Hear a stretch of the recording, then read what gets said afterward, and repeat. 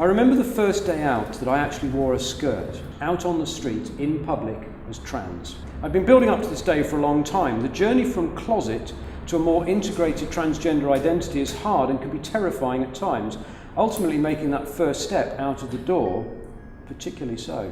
I'm Alex, I live just above Cardiff. I am a trans woman and I live full-time as a trans woman, but I'm also widening the bandwidth of how to be a woman.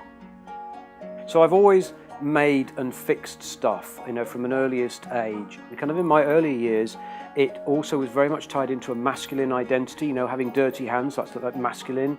And so kind of now as a trans woman, if I'm fixing the car and I've got my boiler suit on, that doesn't take away my femininity. I can actually be a trans woman fixing a car. Women are allowed to fix cars too. I think it's kind of important to communicate the idea of transgender, illustrate the possibilities. I mean, I'd never even heard of transgender before the age of 40, and it was only when I was researching gender theory as part of my master's that I discovered all this amazing science that finally made sense of something that I've been struggling with for years. And that's why I wrote the book, really, because I kind of wanted to bring all of that amazing knowledge to a wider readership so that people outside of academia could kind of read it and benefit from it too.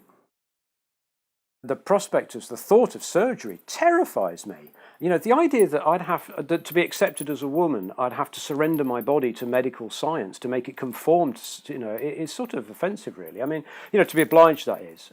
People can opt for surgery, but to feel compelled to or required to, for me, that just doesn't feel right. And to be honest, no amount of hormones is going to make me look like Claudia Schiffer. So you're curious about the beard hair? Well, it was kind of an accident. Back in my 30s, I kind of grew it in a bid to man up and get rid of the whole girl thing. But it sort of works because it creates a very explicit transgender. People can read that I've got a male history, but they can also see I present as female. So it kind of deconstructs gender, it queers gender. I spent years trying to pass as male, putting on a front, doing hyper-masculine things. But it was just a facade. Now, post-transition, I can live an authentic self. I have more friends, I still have a good job, and I can look in the mirror and I can actually like the person that I see, and that's pretty cool.